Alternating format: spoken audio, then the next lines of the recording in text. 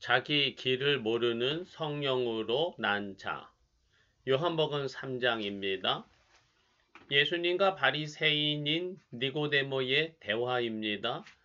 니고데모는 예수님께 나와서 예수님은 하나님께로부터 오신 선생이십니다 라고 예수님을 인정하는 말을 했습니다.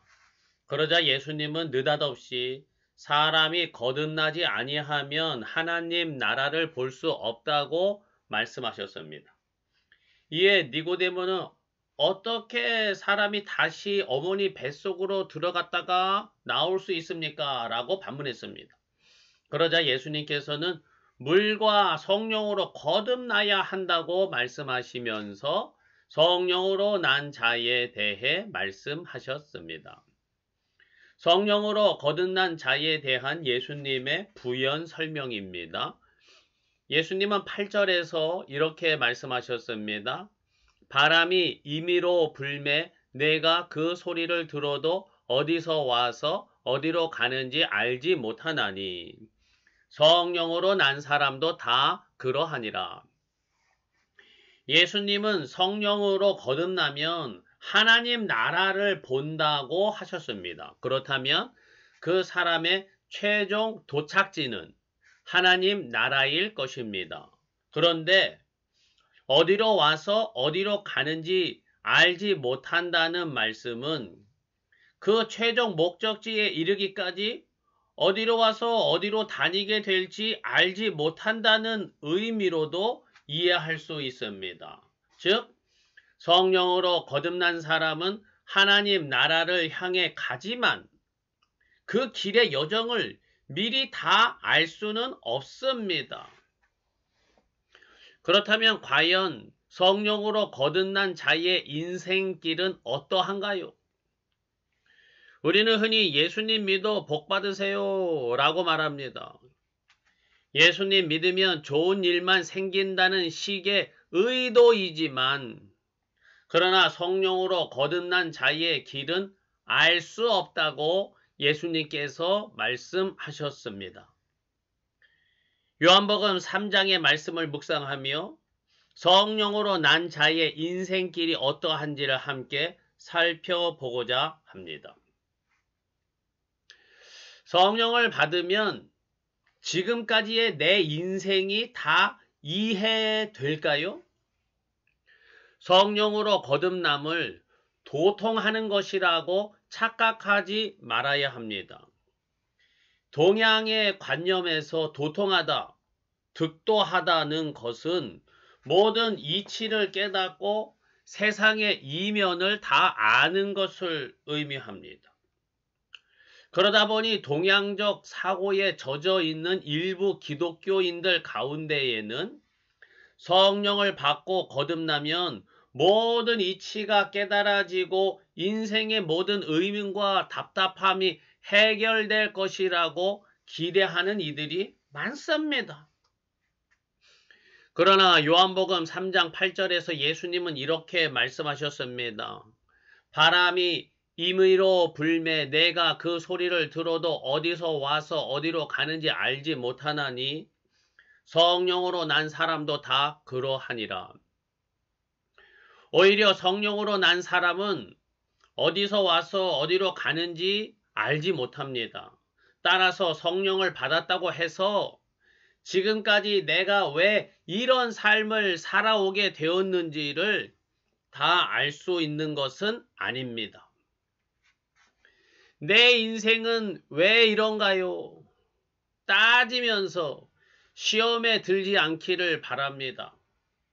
내가 기대한 대로 일이 되어지지 않을 때 혹은 이런 상황이 발생했는지 왜 이런 상황이 발생했는지 하나님의 뜻을 이해하지 못하겠을 때 많은 성도님들이 교회를 떠나고 예수님을 떠나며 믿음을 잃어버립니다.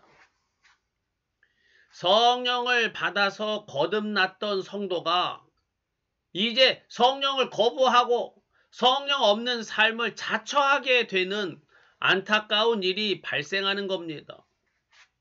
그 이유는 자신이 걸어온 인생길이 납득되지 않고 자신이 원하는 인생길로 오지 못했다는 사실을 받아들이지 못하기 때문입니다. 심지어 내가 성령으로 거듭났는데 이럴 수가 있냐는 거죠.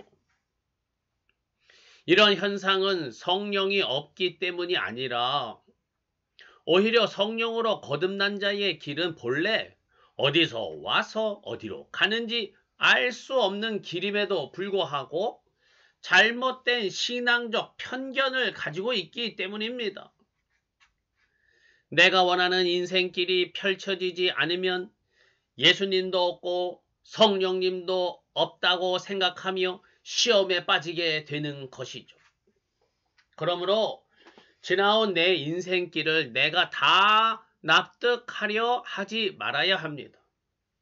지금까지 내 마음에 들지 않은 과거가 있더라도 하나님의 선하신 뜻이 있으려니 생각하며 믿음으로 받아들일 수 있기를 바랍니다. 마찬가지로 앞으로의 내 인생길도 알 수 없습니다. 너는 다 잘 될 거야 라는 격려가 과연 좋은 격려일까요? 예수님을 영접하고 세례받은 후에 이제부터는 다 잘 될 거야 라는 말을 종종 듣습니다. 또 어떤 분들은 목사님, 목회가 앞으로 크게 성공할 거예요 라고 격려합니다. 물론 그런 말을 들으면 기분은 좋지만 이 말이 과연 진리일까요? 잘 되면 하나님 뜻이고 잘못되면 내가 잘못했기 때문이다 라는 식의 잘못된 논리를 따르고 있는 것이죠. 이런 논리는 성경적이지 않습니다. 베드로의 인생길에 대한 예수님의 말씀입니다. 요한복음 21장 18절에서 부활하신 예수님은 베드로에게 이렇게 말씀하셨습니다. 내가 젊어서는 스스로 띠띠고 원하는 곳으로 다녔거니와 늙어서는 내 팔을 벌리리니 남이 내게 띠우고 원하지 아니하는 곳으로 데려가리라. 성령으로 거듭난 자의 인생길은 내가 원하는 길로만 가는 것이 아니라 원하지 않는 길로도 이끌릴 수 있습니다. 왜 성령을 받으려 합니까? 왜 하나님을 믿습니까? 혹시 내가 원하는 대로 내 인생길이 꽃길만 되기를 바라기 때문은 아닙니까?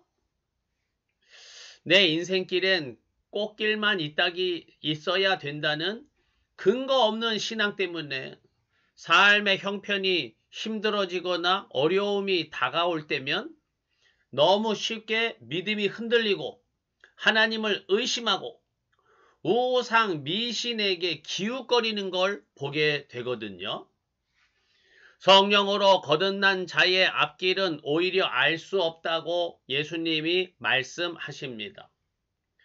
성령으로 난 성도라면 내 인생길에 어떤 일이 닥치든지 예수님 안에서 능히 감당하게 하여 주시리라 믿고 담대할 수 있기를 위해서 기도하시기 바랍니다. 왜 알 수 없는 인생길을 가게 하실까요? 모든 것을 예수님께 맡기고 의지하게 하기 위함입니다. 잠언 16장 25절 어떤 길은 사람이 보기에 바르나 필경은 사망의 길이니라. 내가 성경 말씀을 잘 알고 성령을 받았다고 해서 내 인생길을 다 알 수 있다고 착각하지 않게 하시려는 것입니다. 내가 다 안다고 생각하는 순간 예수님을 믿는 것이 아니라 나 자신을 믿는 것이며 결국 내가 하나님 자리에 앉으려고 하게 됩니다. 이것이 바로 교만이며 불신앙이고 타락입니다. 내 인생길을 모르기 때문에 예수님의 돌보심을 받게 됩니다. 잠언 16장 3절 너의 행사를 여호와께 맡기라. 그리하면 내가 경영하는 것이 이루어지리라.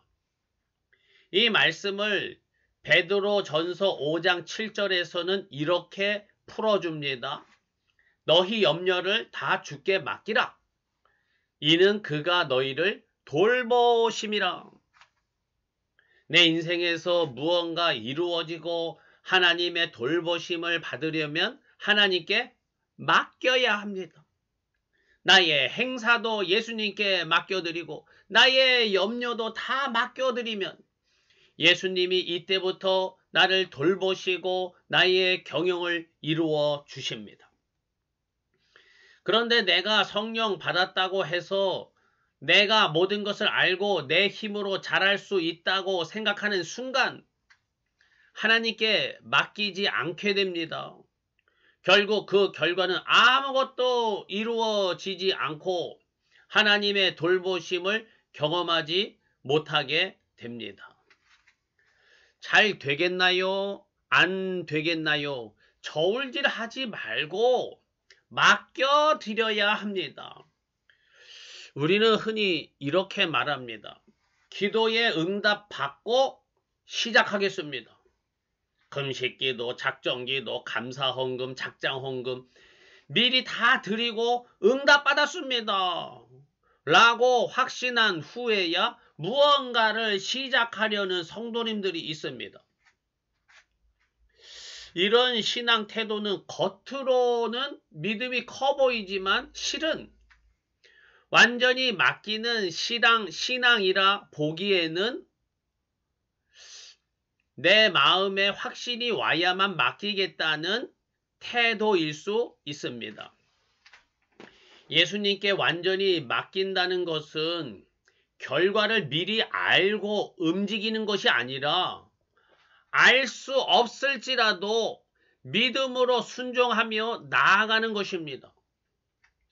잘 되겠냐 안 되겠냐 따지며 저울질하지만 말고 해야 할 일이라면 예수님께 맡기고 담대히 나아가십시오. 그리고 하지 말아야 할 일이라면 예수님께 맡기고 참고 기다리며 인도함을 받기 바랍니다. 성령으로 거듭난 자는 어디서 와서 어디로 가는지 모릅니다. 그렇기에 예수님께 다 맡겨드리고 인도함을 받는 자가 바로 성령으로 거듭난 자입니다. 자기 길을 모르는 성령으로 난 자. 성령으로 난 자는 모든 것을 알고 구하는 대로 다 이루어지며 사는 사람이 아닙니다. 예수님은 너희가 맹인이 되었더라면 죄가 없으려니와 본다고 하니 너희 죄가 그대로 있느니라. 요한복음 9장 41절에서 말씀하셨습니다. 반면에 성령으로 난 자는 어디서 와서 어디로 가는지 모른다고 하셨습니다. 비록 알지 못하는 길을 걸을지라도 예수님을 따라갈 때 마침내 하나님 나라에 이를 줄 믿습니다. 예수님의 길을 따라가는 성령으로 거듭난 자로 살아가기를 바랍니다. 아멘.